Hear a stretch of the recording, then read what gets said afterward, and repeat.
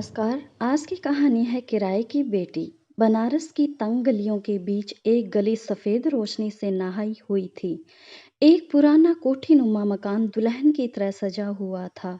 हर कोई अपने में मस्त था। पंडित जी पूजा की तैयारी में मग्न थे। बच्चे खेल रहे थे।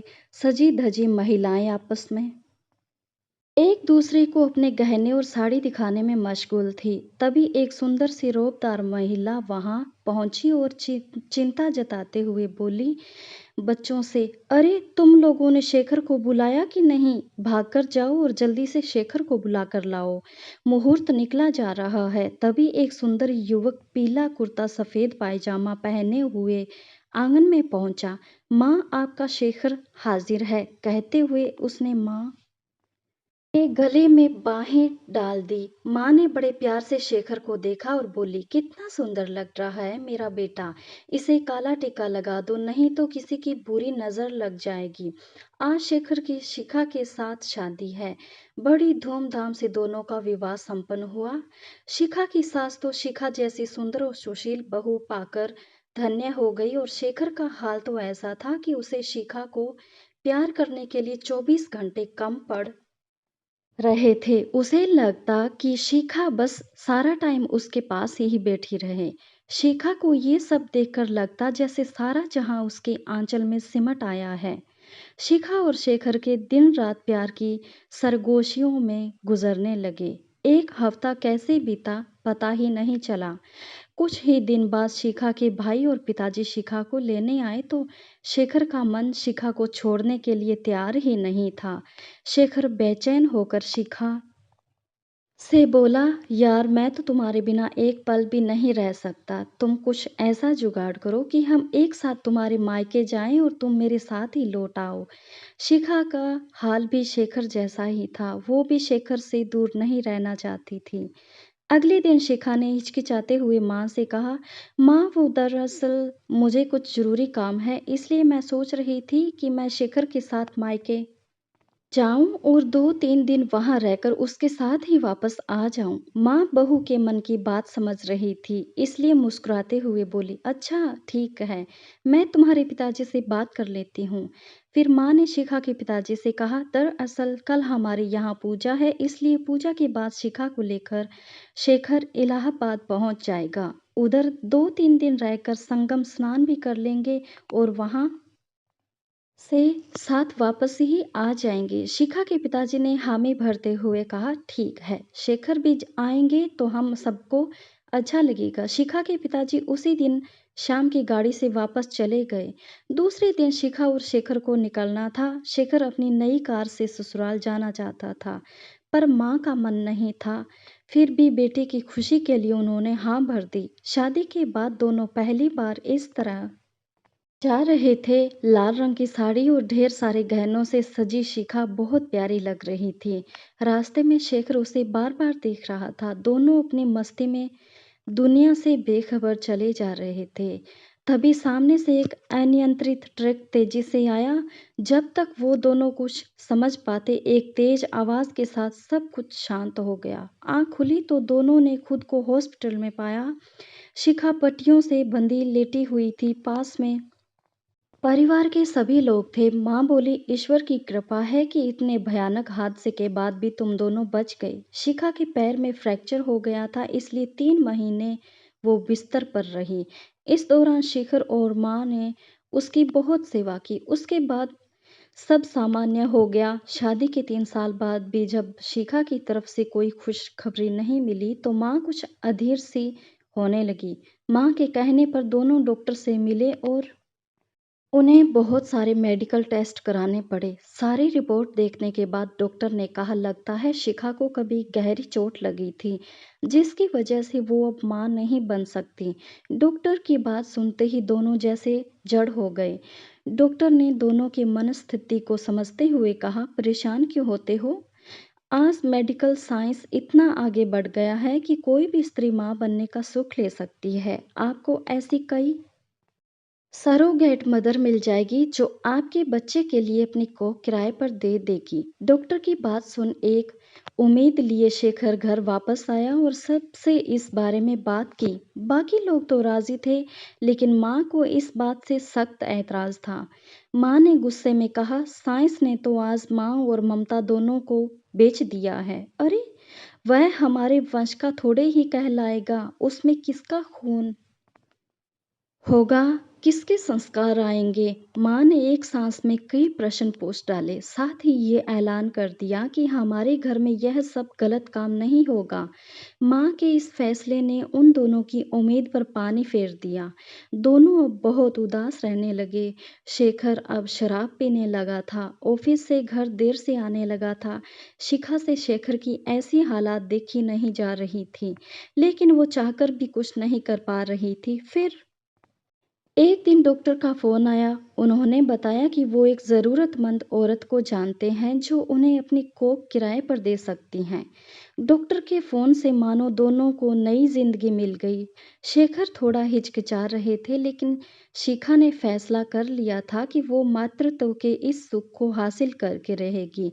काफ़ी विचार विमर्श के बाद दोनों ने ये तय कर लिया कि वो अगले दिन सुबह डॉक्टर से क्लिनिक जाएँगे और उस औरत से मिलेंगे। दूसरे दिन जब दोनों क्लिनिक पहुँचे तो डॉक्टर ने उसका परिचय सीमा से कराया। 29-30 साल की वह युवती भले घर की लग रही थी।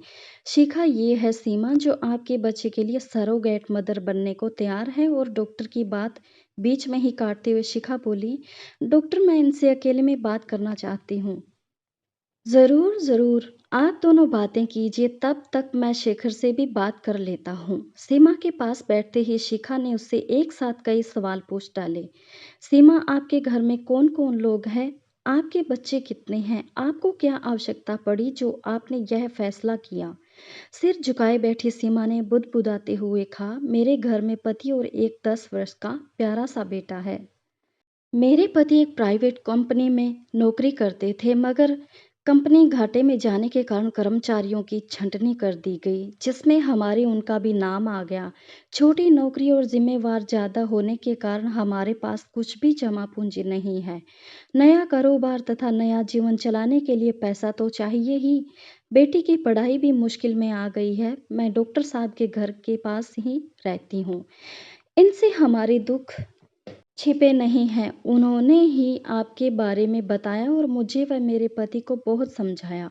शुरू में तो वो इनके खिलाफ थे, पर डॉक्टर साहब ने बताया कि अपना बच्चा पैदा करना और सरोगेसी से पैदा करने में बहुत फ़र्क है। मुझे लैब में तैयार भ्रूण को अपने गर्भ में डालना होगा और उसे पालना होगा। इस दौरान कोई गैर मर्द उसे छुएगा भी नहीं।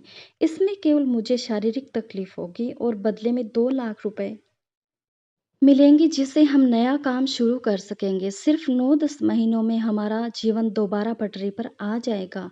शिखा चुपचाप उसकी बातें सुन रही थी। लाचार दोनों ही थे, एक गरीबी के कारण और दूसरी मां न बन पाने के कारण। वो दोनों ही एक दूसरे का सहारा बन सकती थी। शिखा को सीमा पसंद आ गई। उसके बाद पेपर वर्क की सारी प्रक्रिया शुरू हो गई। शिखा बहुत खुश थी। रात में काफ़ी देर तक शिखा और शेखर बातें करते रहे, लेकिन माँ बहुत नाराज़ थी। आज तो उन्होंने खाना तक नहीं खाया। उधर सीमा भी अपने बेटे को नाना-नानी के पास छोड़कर आई। साथ ही उसने बेटे को कई हिदायतें भी दे डाली। यहाँ रहकर किसी को परेशान मत करना, मैं कुछ दिनों में वापस आ जाऊँगी। बेटे को तो समझा दिया, मगर खुद पनीली आँखें लेकर बाहर आ गई। तय समय पर सब हॉस्पिटल पहुंच गए। वहां पर सीमा की पूरी जांच हुई। उसके बाद शिखा शेखर के भ्रूण को सीमा के गर्भ में प्रत्यारोपित कर दिया गया। इसके बाद सब शहर छोड़कर हिल स्टेशन चले गए। इस दौरान शिखा इसी कोशिश में रहती कि सीमा खुश और उनके परिवेश में रहे। शिखा ने उसके कमरे में शेखर के बचपन की खूब सारी फोटो टंगा दी, लेकिन जब भी सीमा के पास उसके बेटे और पति का फ़ोन आता तो वो उदास हो जाती। उसे ये 9 महीने काटना बहुत मुश्किल लग रहा था। शुरू में उसके पति मिलने आते थे, लेकिन धीरे-धीरे उन्होंने भी आना कम कर दिया। सीमा वर्तमान से ज़्यादा भविष्य के रिश्तों पर चिंतित रहने लगी थी। इसी चिंता में उसने पति को फ़ोन लगाया तो जवाब मिला, अब मैं मिलने नहीं आऊँगा, तुम अपना किराए का मकान खाली करके खुद ही आ जाना। अब तो मैं तुम्हारा वो उसकी हरकतों का ध्यान देने लगी। उसे बच्चे पर प्यार आने लगा। अपने पेट पर दोनों हाथ रखकर वो घंटों उससे बातें करती रहती। एक दिन तो उसने फ़ोन करके पति को भी बताया कि यह तो अपने बच्चे जैसा शैतान है, बहुत हाथ-पैर चलाता है, पर यह उसका भाई या बहन नहीं है। पति ने उसे हकीकत के धरातल पर ला पटका। पति की बात सुनकर सीमा उदास हो गई। सच ही तो कहा है उसके पति ने। ये उसका नहीं शिखा का बच्चा है। इसी तरह 8 महीने पूरे हुए और 9वां महीना लगते ही डॉक्टर ने ऑपरेशन कर दिया। सीमा ने प्यारी सी बेटी को जन्म दिया। उसे गोद में लेकर शिखा बोली, शेखर ये रही हमारी अपनी बेटी।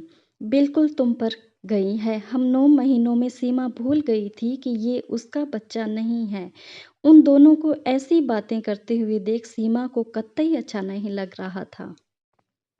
तभी डॉक्टर आकर बोले, चलिए इन्हें आराम करने दीजिए। शिखा और शेखर बच्ची को लेकर बाहर चले गए। उन्हें जाते देख सीमा बोली, मुझे दूध तो पिला लेने दो। सीमा को अधीर होते देख डॉक्टर बोले, सीमा अब उस पर तुम्हारा अधिकार नहीं है। सीमा के दुख को उसके सिवा कोई नहीं समझ पा रहा था। हार कर उसने अपने मन को समझाया कि जो बच्चा उसका था ही नहीं, उसके लिए उदास होकर क्या होगा। फिर भी आंसुओं की धार आंखों से बहती रही। दूसरे दिन शेखर आया और जो रकम पहले से तय थी उससे ज्यादा रकम देते हुए बोला, सीमा जो खुशी तुमने दी है उसकी तुलना इन पैसों से नहीं की जा सकती, पर तुम्हारा परिवार इन पैसों से दोबारा नई जिंदगी शुरू करेगा। तुम्हारे इस फैसले ने 2 परिवारों की खुशी दी है, या कहूँ कि पूर्णता दी है। मैं और शिखा मरते दम तक तुम्हारा एहसास नहीं भूलेंगे, पर एक विनती है कि अब तुम कभी हमारे परिवार के सामने मत आना। आज से हमारे रास्ते अलग-अलग हैं। आज हम बच्ची को लेकर वापस जा रहे हैं। तुम तब जब तक पूरी तरह ठीक न हो जाओ तब तक यहीं रहना। मैंने डॉक्टर का सारा खर्चा दे दिया है। सीमा से विदा लेकर दोनों अपने शहर बनारस पहुंच गए। बेटी को लेकर जैसे ही दोनों घर पहुंचे, माँ का पारा 7वें आसमान पर था। शेखर ने उन्हें बहुत समझाने की कोशिश की, पर माँ उनकी एक भी बात सुनने को तैयार नहीं थी। माँ अपने आप में ही बड़बड़ाई जा रही थी। एक तो करेला उस पर नीम चढ़ा, बेटी वो भी किराए की। बेटा होता तो एक बार मैं दिल पर पत्थर रखकर बच्चे को अपना भी लेती, मगर ये तो लड़की है। शिखा जो खामोशी से यह सब सुन रही थी, एकदम बस पड़ी। माँ इसे आप अपनी पोती माने या ना माने, मुझे कोई फर्क नहीं पड़ता, लेकिन ये मेरी और शेखर की जिंदगी है। माँ ने गुस्से से शिखा को घूरा और वहां से चली गई। घर के सभी सदस्यों ने बच्ची को पूरे मन से अपना लिया, लेकिन माँ अपनी जिद पर अड़ी रही। शिखा और शेखर ने माँ को समझाने की लाख कोशिश की, लेकिन उनके व्यवहार में कोई परिवर्तन नहीं आया। गोद में उठना, पुचकारना तो दूर, बच्ची के रोने पर भी वो कभी उसके पास तक नहीं पटकती थी। घर का ऐसा माहौल देखकर थक हार कर उन दोनों ने घर से दूर रहने का फैसला कर लिया। शेखर ने अपना ट्रांसफर दूसरे शहर में करा लिया और बच्ची को साथ लेकर वो घर से चले गए। समय बीतता गया और देखते ही देखते उनकी बेटी शिवानी 7 वर्ष की हो गई, मगर इन 7 वर्षों में वो कभी बनारस नहीं गई। शेखर एक दो बार बनारस गया, पर माँ की बेरुखी देखकर उल्टे पांव लौट आया। इनकी दूरियों के बाद भी माँ का दिल नहीं पसीजा। न माँ ने कभी शिवानी का हाल पूछा और न ही शिखा का, पर वक्त को शायद कुछ और ही मंजूर था। अचानक पता चला कि माँ को कैंसर है।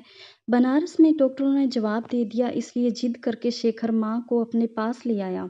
बीमारी ने माँ को काफी बदल दिया था। अब उनमें पहले जैसा रोब और गुस्सा नहीं था। माँ को लेकर शेखर जैसे ही घर पहुंचा तो शिखा उनसे लिपट कर रोने लगी। शिखा को रोते देख माँ की भी आंखें भर आई। आंसुओं से जो पुराना विष दोनों के अंदर था वह बह गया और एक बार फिर उनका पुराना रिश्ता जीवंत हो उठा। शेखर ने माहौल को हल्का बनाने के लिए हंसते हुए कहा, आप लोगों का राम भरत मिलाप खत्म हो गया हो तो मुझ गरीब को एक कप चाय मिलेगी, अभी लाती हूँ कहकर शिखा चाय बनाने चली गई। तभी पापा पापा करती शिवानी कमरे में पहुंची। उसे देखकर सब लोग हंसते हंसते लोटपोट हो गए। शिवानी के पूरे चेहरे पे पेंट लगा हुआ था। वो दांतों से ब्रश को पकड़े हुए थी और उसके दोनों हाथों भी रंग से सरोबार थे। शिवानी को देखकर आज माँ को गुस्सा नहीं बल्कि प्यार आ रहा था। माँ को शिवानी में शेखर का बचपन दिखाई दे रहा था। शिवानी को गोद में उठाते हुए माँ बोली, ये तो बिल्कुल शेखर जैसी है। शेखर को भी पेंटिंग का बहुत शौक था। वो भी बचपन में ऐसे ही पेंट से रंगा होता था। शिवानी को भी दादी का साथ बहुत पाता। वो हर पल दादी दादी करती उनके आगे पीछे दौड़ती रहती। इस दौरान अच्छे अस्पताल में माँ का इलाज होता रहा और धीरे-धीरे उनकी सेहत सुधरने लगी। दवा का असर और शिवानी का प्यार माँ को जल्दी ठीक करने लगे थे। माँ और शिवानी को एक साथ देखकर दोनों बहुत खुश होते। फिर वो दिन भी आ गया जब माँ को वापस बनारस जाना था। वहाँ उनके बिना सब अस्त-व्यस्त हो गया था। माँ को जहाँ एक तरफ वापस जाने की खुशी थी, वहीं शिवानी से बिछुड़ने का भी दुःख था। लौटते समय माँ ने उन दोनों को बुलाकर कहा, बेटा मैं तुम दोनों से माफ़ी मांगना चाहती हूँ और उस औरत का शुक्रिया अदा करना चाहती हूँ जिसने हमारी शिवानी को जन्म दिया। मैं गलत थी ना तो किराए की कोख होती और ना ही किराए की बेटी। बेटी हो या बेटा वो बस अपने माता पिता की संतान होती है। जन्म लेने की प्रक्रिया चाहे कुछ भी हो, महत्वपूर्ण यह है कि हम दोनों को संतान का सुख मिला। फिर हमारे ग्रंथों में भी तो अन्य साधनों से संतान सुख प्राप्ति करने का वर्णन है। फिर आज के समय में सरोगेट से संतान पाना कैसे गलत हो सकता है? इससे दो परिवारों की खुशी मिलती है। ये किराए की बेटी कैसे हो सकती है? यह तो शिवानी है शेखर की बेटी, अपने शेखर की अपनी बेटी।